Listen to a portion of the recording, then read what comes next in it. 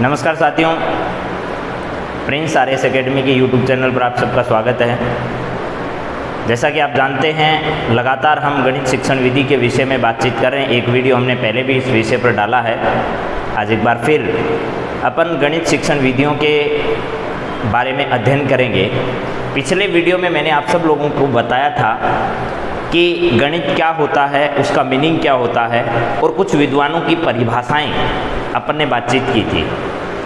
गणित संक्रियाओं का विज्ञान है, आप सब लोग जानते हैं। उसमें आधारभूत 4 संक्रियाएं होती है, ठीक है ना।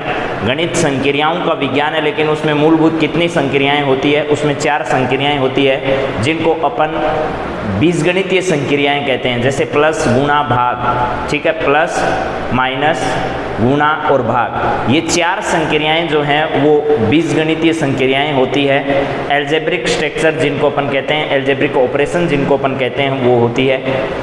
अब याद रखिएगा आप लोग कि इसमें अंक प्रधान होता है, मगर संख्या पद्धति इसका महत्वपूर्ण भाग होती है।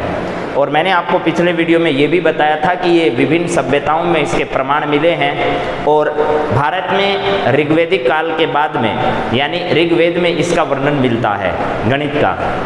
इसके बाद आज अपन कुछ और नई परिभाषाओं के साथ आपसे मिल रहे हैं। तो आज देखिए अपन बातचीत करते हैं और कुछ अन्य परिभाषाएं जो महत्वपूर्ण है परीक्षा की दृष्टि से, क्योंकि एग्जाम में बहुत बार सीटेट जैसे और रीट जैसे एग्जाम में परिभाषाएं एक परिभाषा तो कन्फर्म है, आती है लगभग हर एग्जाम में। तो अपन उन परिभाषाओं को कंप्लीट करते हुए आगे बढ़ेंगे। आज अपन जिस परिभाषाओं की बात करेंगे उसके लिए भी मैं एक छोटा सा सेंटेंस आपको बताना चाह रहा हूँ, और उस सेंटेंस से आपको परिभाषाएं याद हो जाएगी। सेंटेंस अपना है, डाल हवा पल्लू से, पल्लू सू यूं रोस, ठीक है। आप किसी को कहते हो, मान लो, ठीक है, कि पल्लू से हवा डाल, ठीक है ना। क्या है? डाल तेरे पल्लू से हवा। तो यहाँ आपको कैसे बोलना है इसी बात को? आपको ऐसे बोलना है कि डाल हवा पल्लू सू यूं रोस। अब क्या होगा, इसमें कौन कौन सी बातें याद करनी है वो देखिएगा। यहाँ डाल का मतलब है डटन, या कह दो डोटन, ठीक है। डाटन लिखा भी आता है और डटन लिखा हुआ भी आता है। आपको कोई दोनों में से एक याद कर लेना है, ठीक है। देखिए आपको ये दिखाई नहीं दे रहा होगा, तो मैं इसको दोबारा लिख देता हूँ। इसको बोलो आप डटन, ठीक है। डटन या डाटन भी आता है लिखा हुआ, डाटन ऐसे भी लिखा हुआ आता है। हवा का मतलब है हब्स, क्या है? हब्स।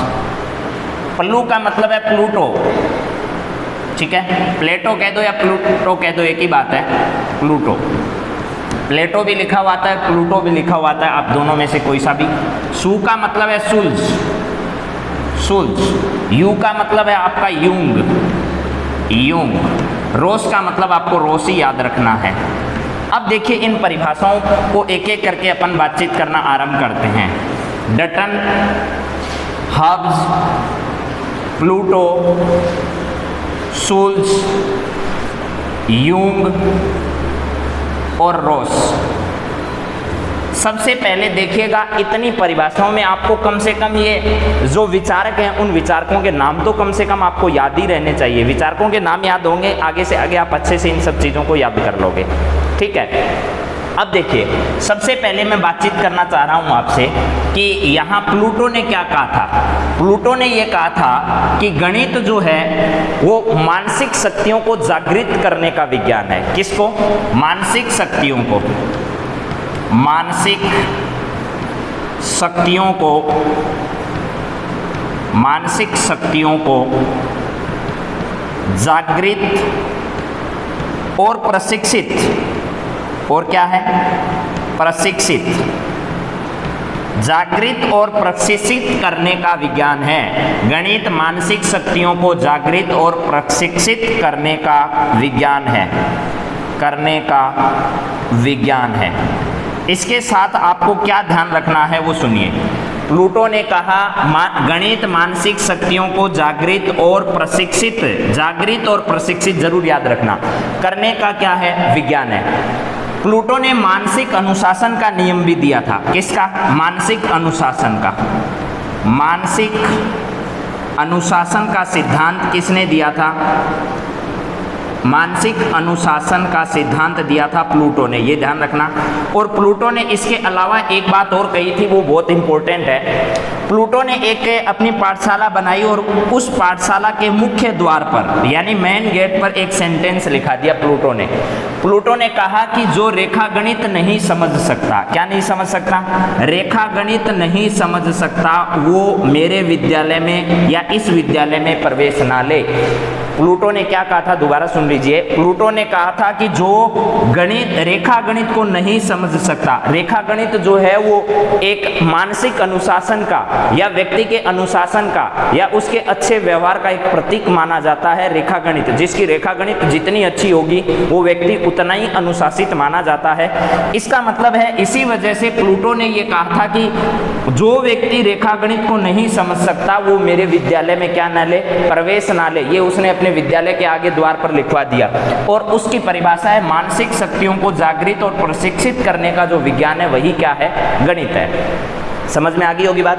इसके बाद सुल्ज कहता है कि गणित से मानसिक शक्तियों का सर्वाधिक विकास होता है। ठीक है, इसने क्या कहा? मानसिक शक्तियों का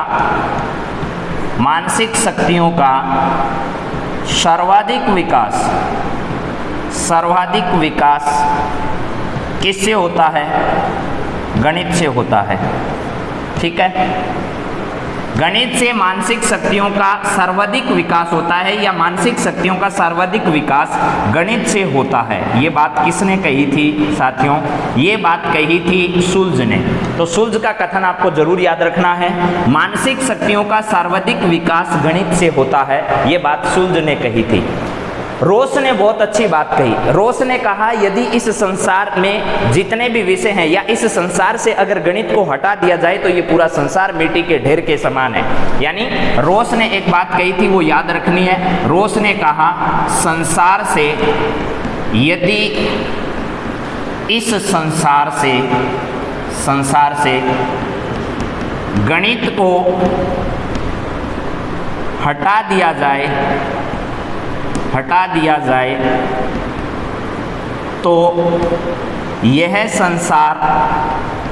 यह संसार मिट्टी के ढेर के समान है। मिट्टी के ढेर के समान है। अब आप इसी बात से अंदाज़ा लगा सकते हो कि कितना महत्व गणित का है। रोस जैसे विचारक ने ये कहा है यदि इस संसार से गणित को हटा दिया जाए, यानी गणित के महत्व को यदि इस संसार से हटा दिया जाए तो पीछे जो बचा हुआ है वो व्यर्थ है सब। क्यों? क्योंकि व्यर्थ है, तभी उसकी तुलना किससे की है? मिट्टी के ढेर से की है। किससे की है? मिट्टी के ढेर से की है। शायद ये आपको 3 परिभाषाएं याद हो गई होगी। इसके बाद अपन बात करते हैं युंग की। युंग ने 2 तरीके के कथन दिए थे, अपने को दोनों तरीके के कथन पर बातचीत करनी है। युंग ने पहला कथन ये दिया था कि वर्तमान भौतिक युग में यदि गणित को हटा दिया जाता है तो यह संसार जो है वो वीरान के समान है। ठीक है, यानी वर्तमान भौतिक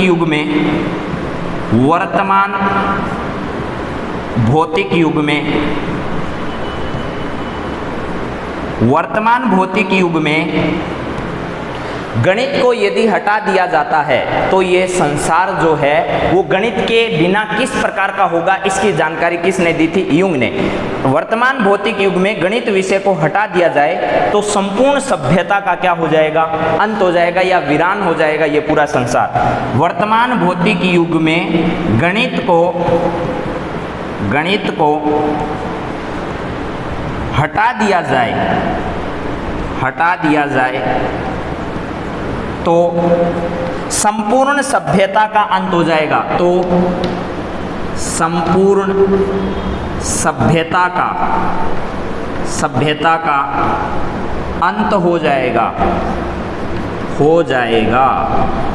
देखिएगा जरा एक बार आप, युंग ने पहले ये कहा वर्तमान भौतिक युग में गणित को यदि हटा दिया जाए तो संपूर्ण संसार, संपूर्ण सभ्यता क्या हो जाएगा, का अंत हो जाएगा। इसका मतलब है ये पूरा संसार वीरान हो जाएगा बिना गणित के, इसमें कुछ भी नहीं बचेगा, पूरी सभ्यता और संस्कृति का क्या हो जाएगा, अंत हो जाएगा।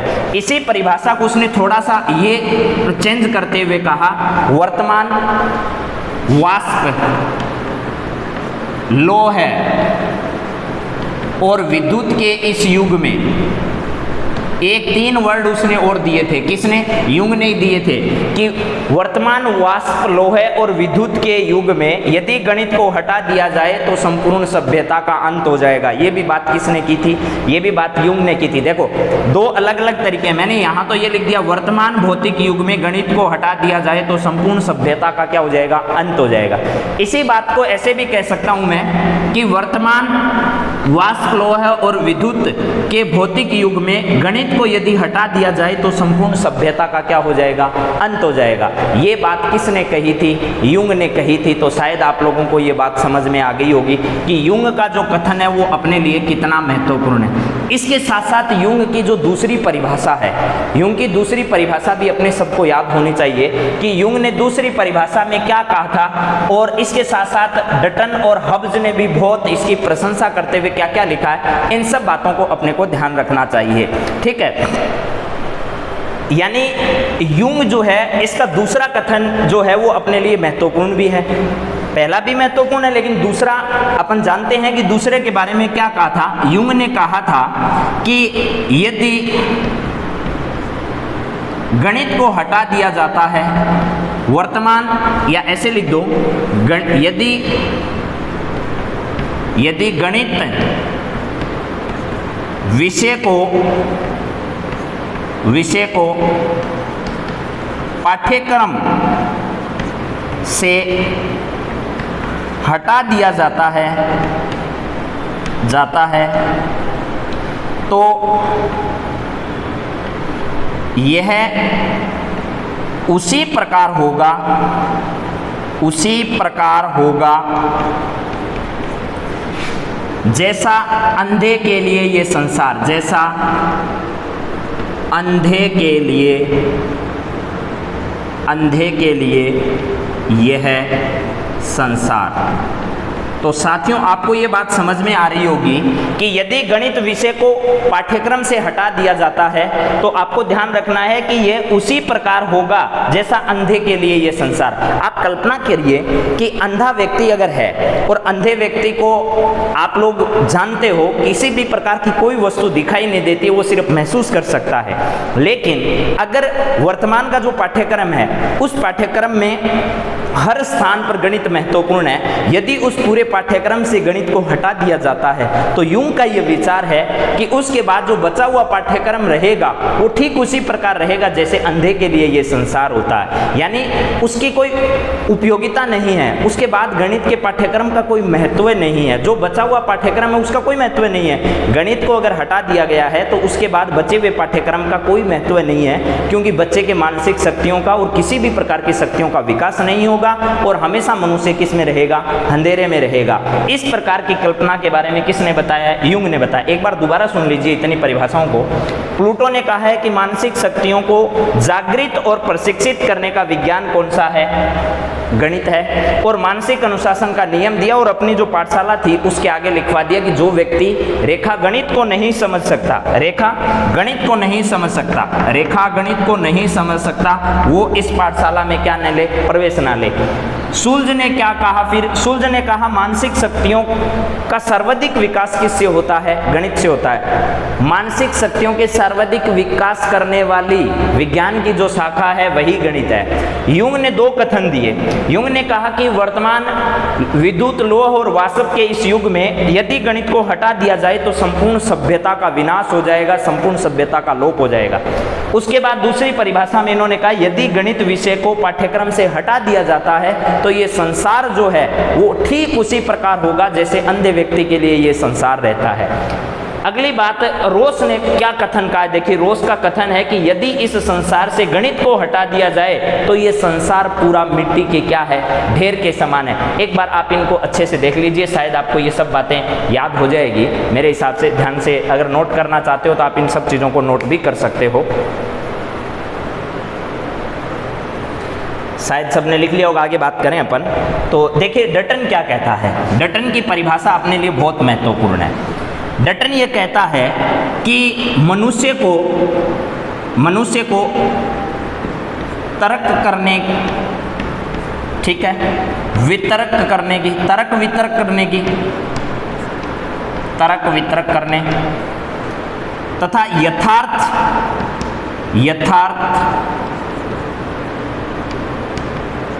कथन व सत्य बोलने की शक्ति, सत्य बोलने की शक्ति कौन प्रदान करता है?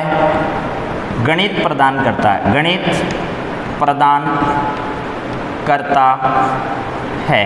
दोबारा सुन लीजिए, तर्क वितर्क करने, यथार्थ कथन की और सत्य बोलने की शक्ति कौन प्रदान करता है? मनुष्य को गणित प्रदान करता है। अब देखिए यहां ध्यान रखना, इसके अलावा डटन ने इसी में साथ में कहा है, जिस व्यक्ति जैसे ईर्ष्या करना है, द्वेष करना है, झूठ बोलना है, ये सब उस झूठे मन के लक्षण हैं जिसको गणित का ज्ञान प्राप्त नहीं हुआ है। बहुत ही ध्यान से समझना इस बात को आपको। डटन की परिभाषा में ये कहता है, तर्क करना, वितर्क करना, यथार्थ कथन की और सत्य बोलने की शक्ति गणित प्रदान करता है।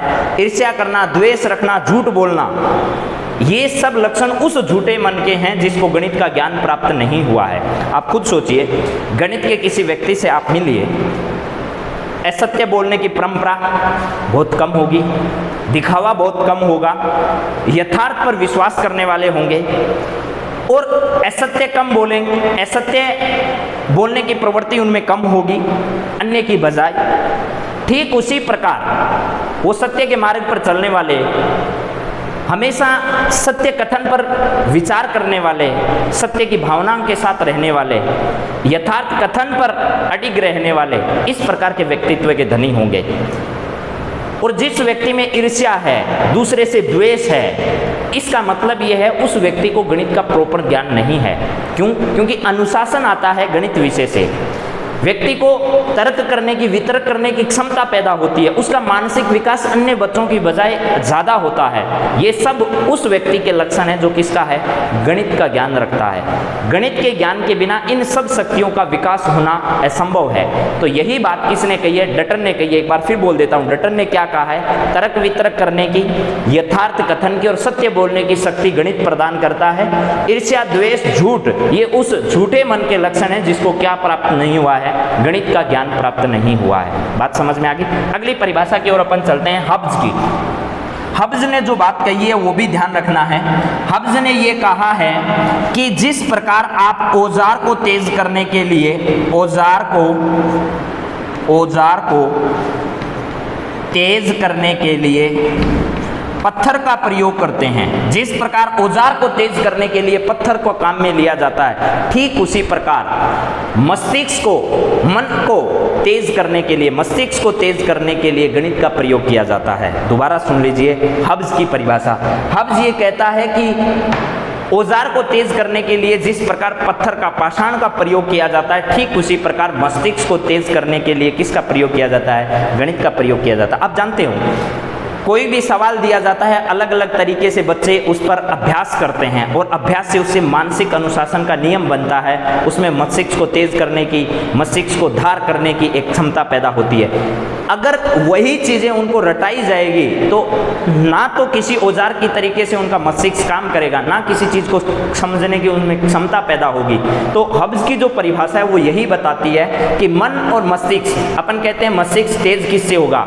गणित जैसे विषय, रीजनिंग जैसे विषय, तर्क शक्ति जैसे विषय। तर्क शक्ति कोई अलग विषय एक तरीके से नहीं है, वो गणित का ही एक भाग है। तो आपको ये समझना है कि इसकी जो शक्ति है तर्क करने की, वितर्क करने की, ये किससे डेवलप होती है? ये सब चीजें गणित के अध्ययन, अध्यापन और अधिग्रहण से संभव हो पाती है। तो जिस प्रकार किसी हथियार को तेज करने के लिए, जिस प्रकार किसी औजार को तेज करने के लिए पत्थर का प्रयोग किया जाता है, उस पत्थर पर घिसा जाता है औजार को, ठीक उसी प्रकार मस्तिष्क को अभ्यास के उस पत्थर पर घिसना चाहिए, जिससे उसका मस्तिष्क क्या होगा, दिनों दिन तेज होगा। ये इतनी परिभाषाएं जो मैंने आपको बताई, एक बार मैं फिर बोल देता हूं। आपको ये ऊपर वाला सेंटेंस याद करने की जरूरत नहीं है, मैंने आपको समझने के लिए बताया था। डाल, हवा, पल्लू, सुयूंग, रोस, ठीक है। तो आपको याद करना है डटन, हब्स, प्लूटो, सूल्ज, युंग और रोस।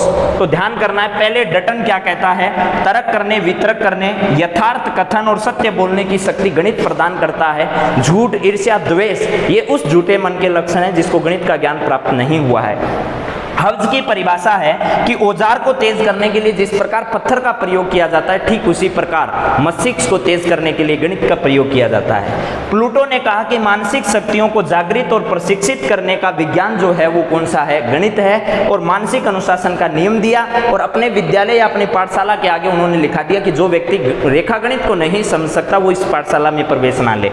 सुल्ज ने कहा कि मानसिक शक्तियों को सर्वाधिक विकसित करने का जो विज्ञान है वो कौन सा है, गणित है। मानसिक शक्तियों का सर्वाधिक विकास किससे होता है, गणित से होता है। युंग ने दो अलग अलग कथन दिए। युंग ने कहा वर्तमान भौतिक युग में, या ऐसे कह सकते हो वर्तमान वाष्प लोह और विद्युत के इस युग में यदि गणित को हटा दिया जाए तो संपूर्ण सभ्यता का लोप हो जाएगा, संपूर्ण सभ्यता का विनाश हो जाएगा। युंग का दूसरा कथन है यदि गणित विषय को पाठ्यक्रम से हटा दिया जाए तो ये संसार ठीक उसी प्रकार होगा जैसे अंधे के लिए ये वर्तमान संसार है, ठीक है। यानी पाठ्यक्रम में कोई महत्व इसका नहीं रहेगा। पूरे पाठ्यक्रम में आप पूरा पाठ्यक्रम लगा दो, कितना भी बड़ा कर दो, लेकिन उसमें गणित मत डालो, तो ये है जो बचा हुआ पाठ्यक्रम है वो उस व्यक्ति के लिए ठीक उसी प्रकार होगा जैसे अंधे के लिए ये संसार है। अंधे को जैसे ये संसार में कुछ दिखाई नहीं देता है, ठीक उसी प्रकार मन या मस्तिष्क की आंखों से उस व्यक्ति को कुछ भी दिखाई नहीं देगा। रोस की परिभाषा यह है, रोस कहता है कि यदि इस संसार से गणित को हटा दिया जाए तो ये संसार एक मिट्टी के ढेर के समान होगा। ये इतनी परिभाषाएं आपको याद करनी है। इसके बाद अपन आगे भी कुछ और परिभाषाओं पर बातचीत करते हैं, देखते हैं अगली परिभाषाएं अपनी कौन सी है। अगली परिभाषा की ओर अपन बढ़ते हैं प्यारे साथियों, और अगली परिभाषा के लिए भी एक छोटा सा सेंटेंस याद कर लो ताकि आपको दिक्कत नहीं हो। मान लो ये एक बालक है, ठीक है, आपको एक बालक बना के दिखाते हैं। ये बालक है और ये कहता है कि आइंस्टीन का बर्थडे है। क्या है? आइंस्टीन का बर्थडे है। आइंस्टीन का बर्थडे है, पर मैं क्या करूं, आइंस्टीन का बर्थडे है तो करना क्या है, स्पीड में जाओ। किस में जाओ? स्पीड में। और स्पीड में स्पेलिंग मैंने गलत लिखी, आपको यही याद करनी है, ठीक है ना, वो याद नहीं करनी है स्पीड की सही स्पेलिंग। ये बच्चा कहता है, ठीक है, क्या कहता है कि आइंस्टीन का क्या है, बर्थडे है, पर स्पीड में जाना होगा, केक कट जाएगा अगर स्पीड में नहीं जाएंगे तो, ठीक है ना। अब इनसे अपने को समझना है कि कौन कौन सी परिभाषाएं हैं और कौन कौन सी बातें अपने को याद रखनी है। पहला जो वर्ड है वो तो नाम से ही स्पष्ट है, आइंस्टीन की परिभाषा अपने को याद करनी है। जो मैंने का लिखा है, इस का से दो अलग अलग वर्ड आपको याद रखने हैं। एक तो याद रखना है कांट। क्या याद रखना है? कांट। एक याद रखना है कॉम्ट। कॉम्ट। क्या याद रखना है? कॉम्ट। एक याद रखना है कांट, एक याद रखना है कॉम्ट, ठीक है। इसके बाद है दो यहाँ से वर्ड याद रखने हैं। एक वर्ड अपने को याद रखना है बर्थ लोड। क्या याद रखना है? बर्थ लोड, ठीक है। और एक याद रखना है अपने को हार्वर्ड कमेटी। Harvard committee. आप कहोगे सर आपने ऊपर जो लिखा उससे कहाँ मेल खाता है, तो अपने को मेल डालना ही नहीं है ज़्यादा, अपने को तो सिर्फ डे याद रखना है, हार्वर्ड, ठीक है, हार्वर्ड। बर्थ लोड हो गया, हार्वर्ड कमेटी याद रखनी है अपने को। फिर पर, ठीक है, ये पर है। यहाँ क्या है? स्पीडा लिखा है मैंने, इस स्पीडा से भी आपको बहुत सारी चीज़ें समझ में आएगी, ठीक है। यहाँ मैंने लिखा है बर्थ लोड, ठीक है, यहाँ लिखा है हार्वर्ड कमेटी, यहाँ लिखा है कॉम्ट, यहाँ लिखा है कांट और यहाँ लिखा है आइंस्टीन, ठीक है। और पर का मतलब है बेंजामिन पिरेक। यहाँ क्या याद रखना है? बेंजामिन पिरेक। पीरेक, बेंजामिन पीरेक, ये याद करना है, पर से बेंजामिन पीरेक। स्पीडा में आपको एस अलग याद रखना है, पी अलग याद रखना है, ई अलग याद रखना है, डी अलग याद रखना है और ए अलग याद रखना है। सबसे पहले अपन बात इसी की करेंगे, स्पीडा की। स्पीडा की परिभाषा में क्या है? स्पीडा कोई नाम नहीं है, आप नाम मत समझ जाना कि स्पीडा क्या है। ये इसके वर्णन में ये कुछ कहा गया है, ये किसी का नाम नहीं है स्पीडा, ये ध्यान रखना। क्या है गणित की परिभाषा, इसके माध्यम से वो सुनिए। एस का मतलब है स्टैटिक्स यानी सांख्यिकी। क्या है? सांख्यिकी, सांख्यिकी। पी का मतलब है प्रक्षेपण शास्त्र, प्रक्षेपण शास्त्र। ई का मतलब है इकोनॉमिक्स, अर्थशास्त्र, अर्थशास्त्र। डी का मतलब है डेथ यानी मृत्यु, मृत्यु। ए का मतलब है एस्ट्रोनॉमी यानी ज्योतिष विज्ञान, ज्योतिष शास्त्र, ज्योतिष शास्त्र। ठीक है, ये किसी की परिभाषा नहीं है, लेकिन गणित के वर्णन में क्या कुछ कहा गया है सुनिए। विचारकों ने क्या कहा है? विचारकों ने कहा है कि गणित जो है वो सांख्यिकी के रूप में किसी देश के शासन का नेत्र है। क्या है? किसी देश के शासन का क्या है? नेत्र है। प्रक्षेपण शास्त्र के रूप में उस देश की सुरक्षा का साधन है। क्या है? सुरक्षा का साधन है। अर्थशास्त्र के रूप में किसी देश की अर्थव्यवस्था का आधार है। अर्थव्यवस्था का क्या है? आधार है। उसके बाद मृत्यु की आत्मा है। मृत्यु की क्या है? आत्मा है। मृत्यु की आत्मा है। ध्यान से सुनिएगा इन सब चीजों को, दोबारा बता देता हूं आपको। ज्योतिष शास्त्र क्या कहता है? ज्योतिष शास्त्र के रूप में क्या है ये? ज्योतिष शास्त्र के रूप में ई है लोक और प्रलोक। कौन सा लोक? ई है लोक। ठीक है, यानी ये लोक, ई है लोक, ई है लोक और प्रलोक, परलोक को जानने का साधन है, को जानने का साधन है। ये लोक और परलोक को जानने का साधन है, जानने का क्या है? साधन है। समझ में आ गई बात? दोबारा सुन लो, इस पूरी बातचीत को अपन एक कहानी के रूप में देखते हैं। क्या कहा गया है? ये स्पीडा में, मैंने स्पीडा इसलिए लिखा कि आपको याद हो जाए। SPEDA, इनके सब के अलग अलग मीनिंग है। क्या क्या है सुनो। ये किसी सांख्यिकी के रूप में, गणित जो है, गणित सांख्यिकी के रूप में किसी देश के शासन का नेत्र है। शासन का क्या है? नेत्र है। प्रक्षेपण शास्त्र के रूप में उस देश की सुरक्षा का साधन है। अर्थशास्त्र के रूप में उस देश की अर्थव्यवस्था, उस देश की अर्थव्यवस्था का प्राण है। अर्थव्यवस्था का क्या है? प्राण है। मृत्यु की आत्मा है। और ज्योतिष शास्त्र के रूप में ई है लोक और परलोक को जानने का क्या है? साधन है। साथियों, आपको समझ में आ रही होगी मेरी बात। गणित के बारे में कितनी अलंकारिक भाषा का प्रयोग किया गया है, आप इसके महत्व को समझिए। दोबारा बता देता हूं, इसमें क्या कहा गया है। इसमें लिखा गया है कि स्पीडा में लिखा है कि किसी देश, गणित सांख्यिकी के रूप में किसी देश के शासन का नेत्र है। प्रक्षेपण शास्त्र के रूप में किसी देश की सुरक्षा का साधन है। अर्थशास्त्र के रूप में किसी देश की अर्थव्यवस्था का प्राण है। और ये कहा गया है कि ये मृत्यु की आत्मा है। और ज्योतिष शास्त्र के रूप में इहलोक और परलोक को जानने का क्या है? साधन है। इसका मतलब ऐसा कोई विषय बचा नहीं है जो गणित के इतर हो, यानी गणित के अलावा कुछ भी नहीं है। सब विषय जो हैं वो किससे निकले हुए हैं? गणित से ही निकले हुए हैं। और अन्य विषयों का गणित के अभाव में उनका विकास और उनके विकास क्रम की प्रक्रिया जो है वो हमेशा अधूरी मानी जाती है। शायद ये बात आपको समझ में आ गई होगी। अब अपन बात करते हैं बची हुई परिभाषाओं के बारे में। एक एक करके इन परिभाषाओं पर चलते हैं। सबसे पहले अपन बात करते हैं आइंस्टीन ने क्या कहा था। आइंस्टीन ने ये कहा था साथियों कि जो कोई भी मस्तिष्क है, किसी भी प्रकार का मस्तिष्क क्यों ना हो चाहे, ठीक है, उस मानव चिंतन का प्रतिफल है जो अनुभव से स्वतंत्र है और सत्य के क्या है? अनुरूप है। यानी आइंस्टीन ने कहा गणित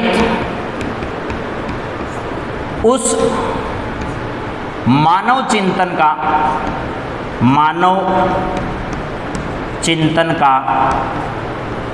प्रतिफल है, उस मानव चिंतन का प्रतिफल है जो अनुभव से स्वतंत्र, जो अनुभव से स्वतंत्र तथा सत्य के अनुरूप हो, सत्य के अनुरूप हो। दोबारा सुन लीजिए इस बात को। गणित क्या है? गणित उस मानव चिंतन का प्रतिफल है, यानी मानव जो सोचता है उसका एक प्रतिफल है। इसका मतलब उसका रिजल्ट है, जो भी हम सोचते हैं उसका रिजल्ट है। किसका? अनुभव से जो स्वतंत्र हो। अनुभव ज्यादा काम नहीं आते हैं यहाँ। ऐसा नहीं कि मेरे को अनुभव हो गया कि भाई 2 + 3 = 7 होते हैं, तो मैं तो मेरे अनुभव से, जब से मैं सीख रहा हूँ तब से मैंने ये सीखा है 2 + 3 = 7 होते हैं। इसका मतलब ये नहीं है कि ये 7 होता है, कतई नहीं कहा जा सकता। मैं मेरे अनुभव को इसमें शामिल नहीं कर सकता। मेरा अनुभव जरूरी नहीं कि वो सत्य हो, जरूरी नहीं वो असत्य हो, लेकिन इसमें अनुभवों को ज्यादा तरवीज नहीं दी जाती है, अनुभवों को ज्यादा महत्व नहीं दिया जाता है। लेकिन महत्व किसको दिया जाता है? महत्व दिया जाता है सत्य को। सत्य जो चीज है, प्रयोगों पर आधारित हो, जो गणित के नियमों पर आधारित हो, उन्हीं चीजों को शामिल किया जाता है किसमें? गणित में। तो दोबारा सुनिए कि गणित उस मानव चिंतन का प्रतिफल है जो अनुभव से स्वतंत्र हो। अनुभव से तो क्या होना चाहिए? स्वतंत्र होना चाहिए, और सत्य के क्या होना चाहिए? अनुरूप होना चाहिए। अगर ऐसा कोई विषय है, उस विषय का नाम क्या है? गणित है। इसके बाद सुनिए कांट ने क्या कहा था। ठीक है, कांट की परिभाषा ये कहती है कि यदि गणित विषय को हटा दिया जाता है, या किसी भी विषय में गणित को स्थान नहीं दिया जाता है, ठीक है, गणित का स्थान अगर हटा दिया जाता है या गणित को हटा दिया जाता है तो क्या होता है? विज्ञान तभी तक यथार्थ रहती है जब तक उसमें गणित है, और अगर उसमें से गणित को हटा दिया जाता है तो उसका कोई महत्व नहीं रह जाता, वो यथार्थ नहीं रहती है, वो प्योर नहीं रहती है। समझ में आ गई बात? यानी ये कहता है कि विज्ञान तभी तक यथार्थ है, विज्ञान तभी तक यथार्थ है,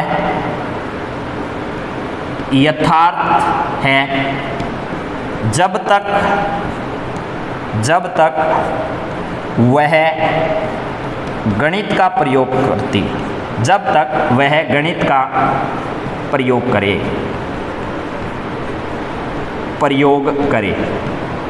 सुन लीजिए, विज्ञान तभी तक यथार्थ है, ठीक है, जब तक वह क्या करे? गणित का प्रयोग करे।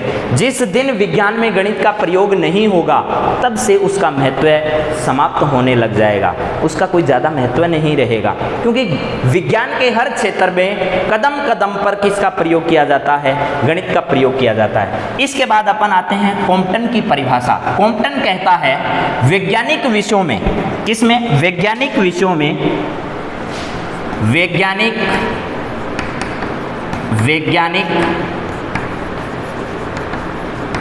विषयों में यदि कोई विषय अपने साथ गणित को लेकर नहीं चलता है तो वो अपने मूल रूप में दोषपूर्ण है। किसने कही? ये परिभाषा कॉम्ट की है। कॉम्ट ने कहा वैज्ञानिक विषय जो अपने साथ गणित को लेकर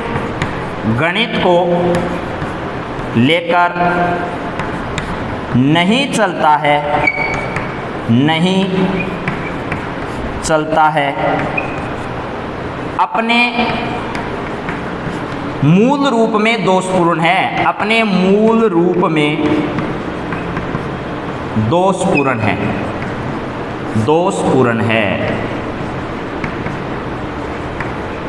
दोषपूर्ण है। क्या ये बात समझ में आ गई है आपको?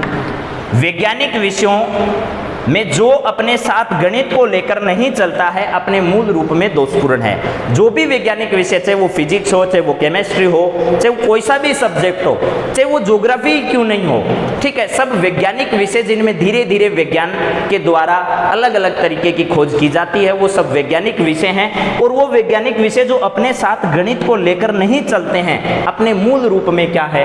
दोषपूर्ण है। अब दो परिभाषा है, एक तो है बर्थलोट की और एक है बेंजामिन पिरेग की। इन दोनों परिभाषाओं को जानने से पहले हार्वर्ड एक कमेटी बनी, उस कमेटी ने ये कहा कि गणित जो है वो अमूर्त तत्वों का विज्ञान है। किसका है? अमूर्त तत्वों का विज्ञान है। अमूर्त तत्वों का क्या है? विज्ञान है। अमूर्त तत्वों का विज्ञान है। किसके बारे में कहा? गणित के बारे में कहा। ठीक है, गणित अमूर्त तत्वों का क्या है? विज्ञान है। ये किसने कहा? हार्वर्ड कमेटी ने कहा। इसके साथ साथ दो बातें, इनको जानने से पहले एक बात और समझिए। एक अपना है महावीराचार्य।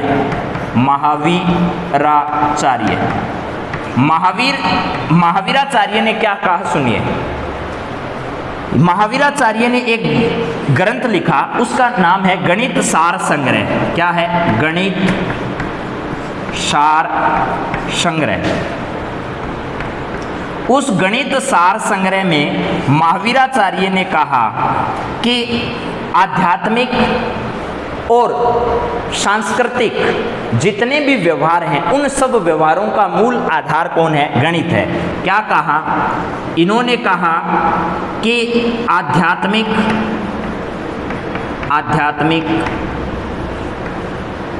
और सामाजिक, आध्यात्मिक, सामाजिक, पारलौकिक, लौकिक और पारलौकिक दोनों याद रख लो। लौकिक और पारलौकिक, लौकिक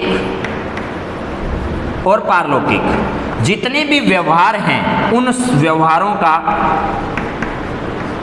व्यवहारों का मूल आधार क्या है? गणित है। दोबारा बोल देता हूं, महावीराचार्य ने एक ग्रंथ लिखा जिसका नाम है गणित सार संग्रह। उस गणित सार संग्रह में उन्होंने लिखा कि पारलौकिक, लौकिक, आध्यात्मिक, सामाजिक जितने भी प्रकार के व्यवहार हैं, उन सब व्यवहारों का मूल आधार जो है वो कौन है? गणित है। ये इतनी परिभाषाएं आपके समझ में आ गई होगी।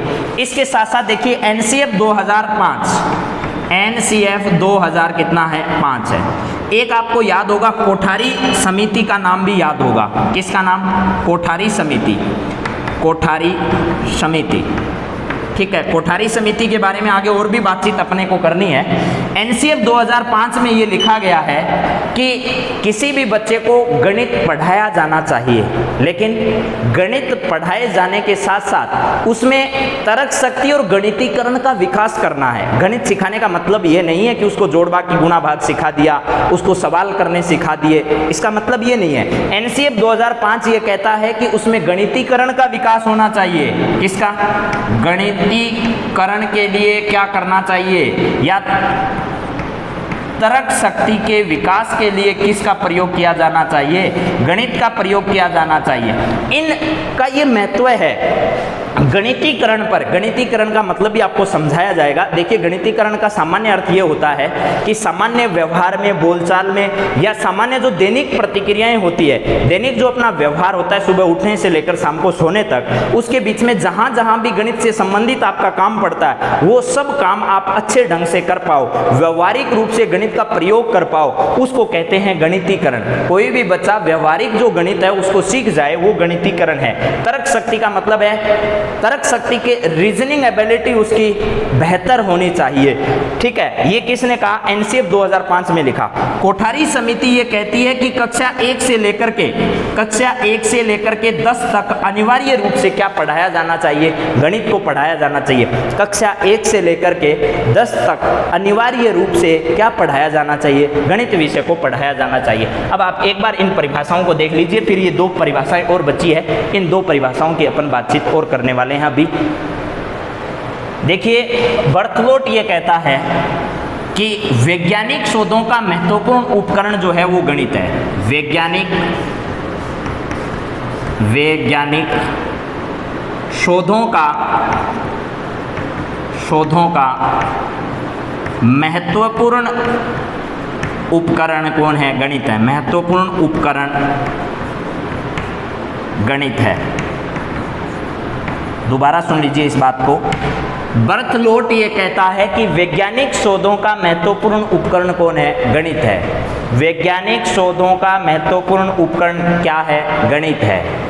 वैज्ञानिक शोधों का, वैज्ञानिक शोध का मतलब जितने भी रिसर्च हो रहे हैं उन रिसर्च का मूलभूत आधार जो है वो कौन है? गणित है। किसी भी प्रकार का रिसर्च हो वो गणित के ज्ञान के बिना अधूरा रहता है हमेशा, क्योंकि जब रिसर्च करते हैं तो आपके रिसर्च में आपका मेंटल लेवल जो है वो बहुत हाई होना चाहिए, और मेंटल लेवल हाई करने के लिए किसके अभ्यास की जरूरत होती है? गणित के अभ्यास की जरूरत होती है। सामान्य अगर तर्क शक्ति का विकास हो जाता है तो गणित के प्राथमिक स्तर और उच्च प्राथमिक स्तर और माध्यमिक स्तर के बच्चे का भी विकास बहुत अच्छे ढंग से हो सकता है। अब अपन बात करते हैं बेंजामिन पिरेक की परिभाषा। बेंजामिन पिरेक क्या कहता है कि हमारे यहाँ विज्ञान जिसमें आवश्यक निष्कर्ष निकाले जाते हैं वही क्या है? गणित है। विज्ञान जिसमें आवश्यक निष्कर्ष निकाले जाते हैं वह क्या है? गणित है। विज्ञान वह विज्ञान जिसमें आवश्यक निष्कर्ष निकाले जाते हैं, निष्कर्ष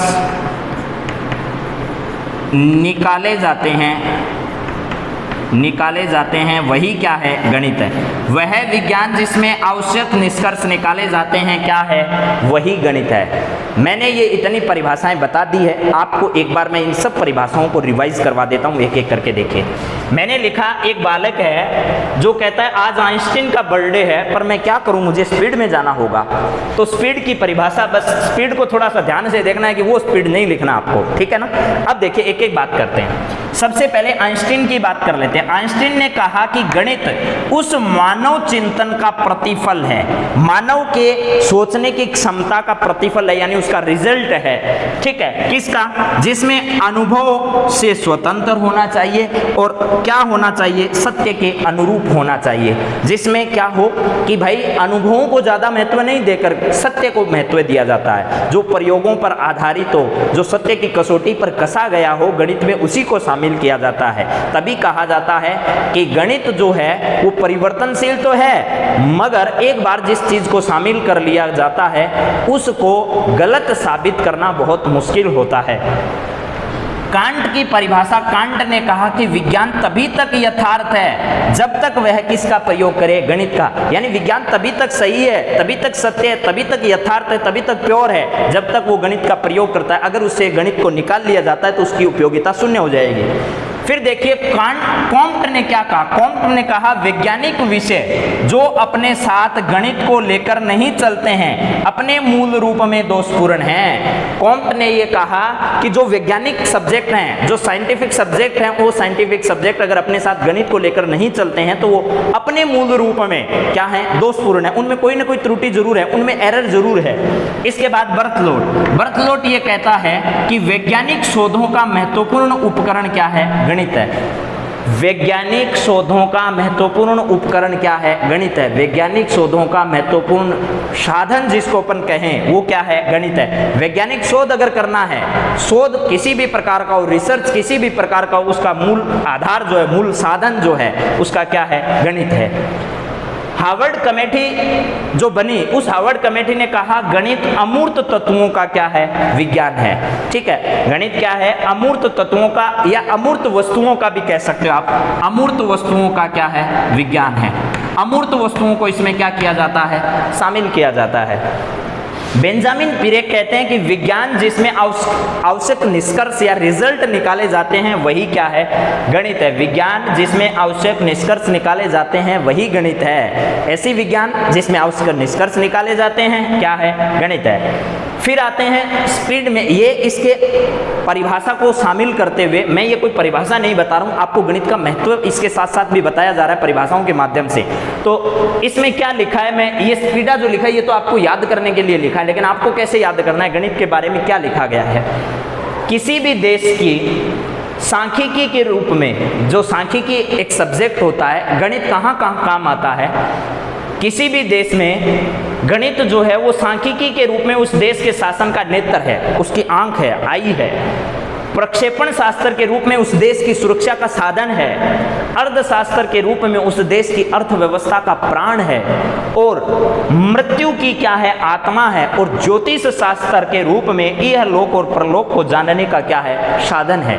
अब देखिए इसके बाद मैंने लिखा यहाँ महावीराचार्य ने एक ग्रंथ लिखा जिसका नाम है गणित सार संग्रह। आपसे पूछा जा सकता है गणित सार संग्रह किसकी कृति है, या महावीराचार्य की कृति निम्न में से कौन सी है, तो गणित सार संग्रह याद रखना है। इन्होंने कहा कि लौकिक, पारलौकिक, आध्यात्मिक और सामाजिक जितने भी प्रकार का व्यवहार होता है उन सब व्यवहारों का मूल आधार जो है वो कौन सा है, गणित है। अब सुनो आगे, फिर एनसीएफ 2005 में ये कहा गया कि गणित को पढ़ाया जाना और पाठ्यक्रम में शामिल किया जाना उसका सबसे महत्वपूर्ण काम है गणितीकरण करना या तर्क शक्ति का विकास करना। गणितीकरण शब्द लिखा हुआ आता है, गणितीकरण शब्द का अर्थ है या गणितीकरण का अर्थ है, तो आपको ध्यान रखना है गणितीकरण का अर्थ है सामान्य व्यवहारिक ज्ञान जो गणित से संबंधित है वो बच्चे को कराना गणितीकरण होता है। जैसे दुकान पर बच्चा जाता है, कोई वस्तु लेने जाता है या कोई मोल भाव की वस्तु है उसका मोल भाव करना, इस प्रकार का ज्ञान अगर बच्चे को कराना है तो सामान्य गणनाओं से, जैसे खेल के माध्यम से हो सकता है, वो कोई भी माध्यम हो सकता है, उससे उस बच्चे में गणित का विकास करना ही गणितीकरण कहलाता है। तर्क शक्ति का विकास आप सब जानते हो, आगे अपन तर्क जो है उसके बारे में विस्तार से बात भी करेंगे। फिर कोठारी समिति ने अपने अनुशंसा में ये कहा था कि कक्षा 1 से लेकर के 10 तक के जो विषय हैं उनमें गणित को अनिवार्य रूप से पढ़ाया जाना चाहिए, और उसके बाद से आपको मालूम है कि कक्षा 1 से लेकर के 10 तक प्रत्येक जगह गणित अनिवार्य रूप से क्या किया जाता है, पढ़ाया जाता है। इतनी बातें शायद आपको आज समझ में आई होगी इस क्लास में। अगली क्लास में फिर कुछ नई चीज़ों के साथ आपसे फिर मुलाकात करेंगे। आप इस वीडियो को ज़्यादा से ज़्यादा लाइक सब्सक्राइब करते रहिए, हम फिर आपसे मुलाकात करते रहेंगे। तब तक जय हिंद, जय भारत।